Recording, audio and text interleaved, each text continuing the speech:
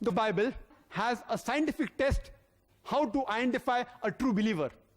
It's mentioned in the Gospel of Mark, chapter number 16, verse number 17 and 18. It says that there will be signs for true believers, and amongst the signs, in my name, they shall cast out devils. They shall speak foreign tongues, new tongues. They shall take up serpents. And if they drink deadly poison, they shall not be harmed. And when they place their hand over the sick, they shall be cured. This is a scientific test. In scientific terminology, it's known as the confirmatory test for a true Christian believer. In the past 10 years of my life, I have personally interacted with thousands of Christians, including missionaries. I have not come across a single Christian who has passed this confirmatory test of the Bible. I have not come across a single Christian who took poison. I have not come across any who took poison and who has not died. And in scientific terminology, this is also called as a falsification test. That means if a false person tries and does this test, takes poison, he will die. And a false person will not dare attempt this test. If you are not a true Christian believer, you will not dare attempt this test. Because if you try and attempt the falsification test, you will fail. So, a person who is not a true Christian believer will never attempt this test. I have read the book, the Quran, the Bible in the light of history and science, written by Dr. William Campbell. And I assume that he is a true Christian believer. And at least I would like him to confirm to me about the falsification test.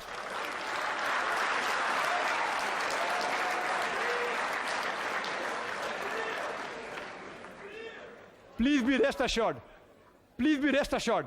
I will not ask Dr. William Campbell to have deadly poison because I don't want to jeopardize the debate. What I'll do, I will only ask him to speak in foreign tongues, in new languages. And as many of you may be aware, that India is a land which has more than 1,000 languages and dialects.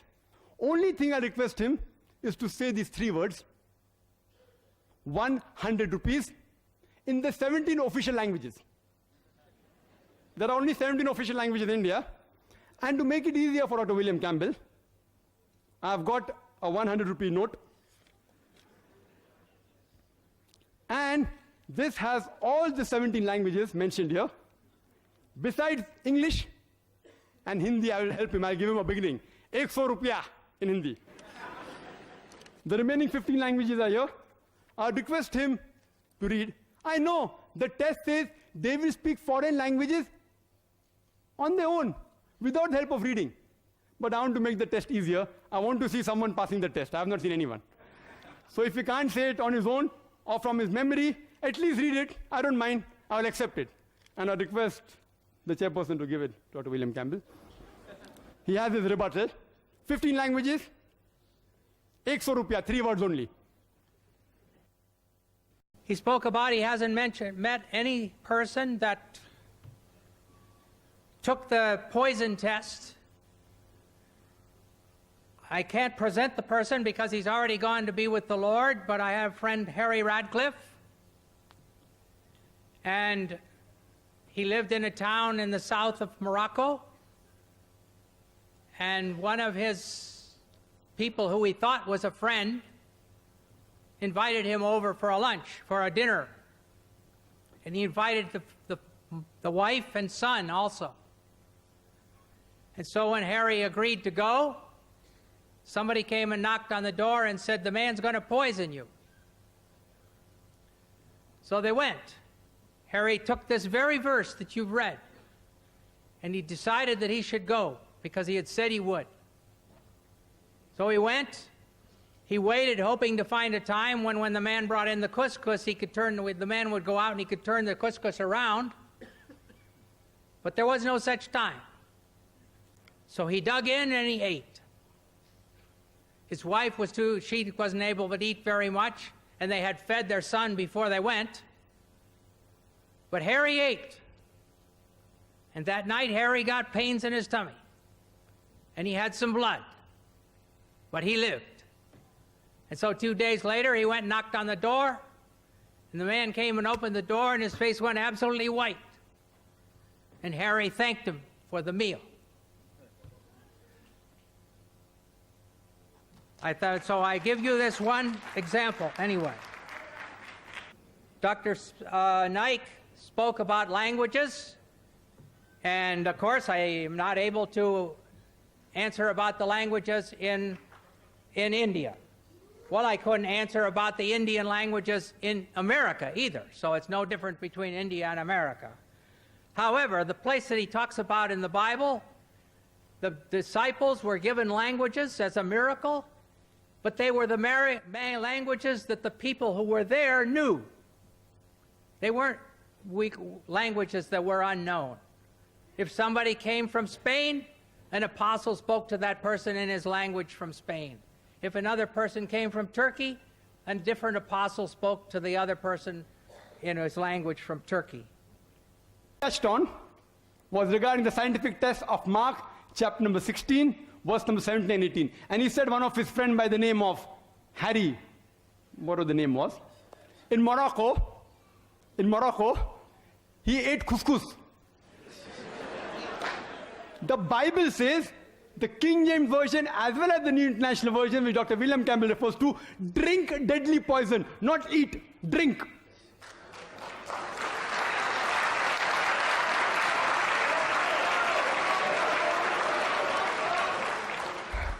Yet, I don't mind, even a person eats deadly poison also, no problem. But imagine one man in Morocco. I'm told there are 2 billion Christians in the world. No one can come forward. Not one out of the 2 billion. And I thought Dr. William Campbell was a true Christian believer, and I asked him to pass the test, not his friend who already died.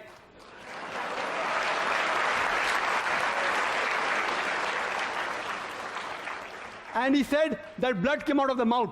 Dr. William Campbell, and even I know very well, being medical doctors, that having poison, blood comes out, and we cure many people of poison, so what's so great?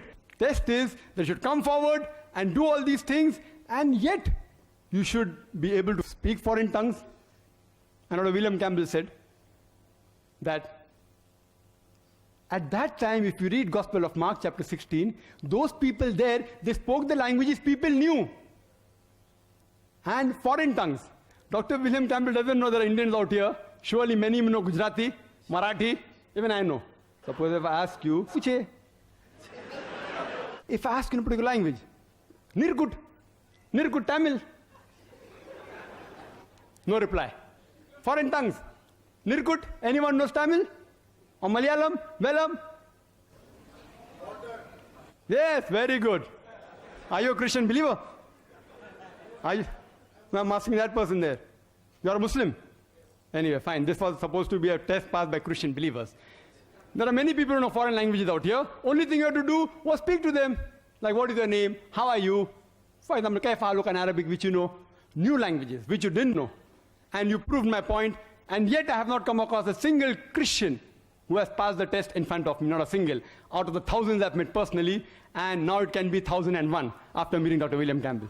For Dr. Campbell, from the mic at the rear. Dr. Naik, you said No, that excuse there me. is... This question is for Dr. Campbell. Okay. So you have to So wait. the next person who would like to ask a question for Dr. Campbell. Yes, I'd like to pose this question, or rather, this test to Dr. William Campbell. Why don't you attempt the falsification test of the Bible given in the book of Mark, chapter 16, verses 17 and 18, and prove to the audience here, right now, that you are a true Christian believer?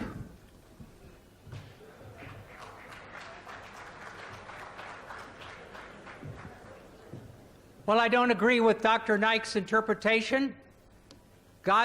Jesus himself was tempted, and the devil said, well, if you're the Son of God, throw yourself off the temple. And Jesus said, you will not tempt the Lord your God. And so if I was to stay and say, oh yes, I'm going to be sure and do a miracle in front of you, I would be tempting God. My friend, Harry Radcliffe, he had promised to go. And so he decided to keep his promise and trust God to do his will. It's a different situation. I will not tempt God. Okay, thank you. We should not tempt God, we should not test God, but here we aren't testing God, we are testing the human being. We should not test God, but here we are testing you, and God promises that any believer who has deadly poison, he will not die. He'll be able to speak in foreign tongues. We aren't testing God, we know God is correct. He will see to it that every believer can speak. We are testing you whether you're a believer or not. From Dr. the Campbell. lady in the front for Dr. William. You mentioned the test where a true believer can drink poison and survive because of their faith. What about Rasputin, who was poisoned with enough cyanide to kill 16 people, and when that didn't kill him, he died of blood loss? He was not a good Christian. He had orgies. How do you explain this? Where only a good Christian can drink this poison and live. How do you explain that?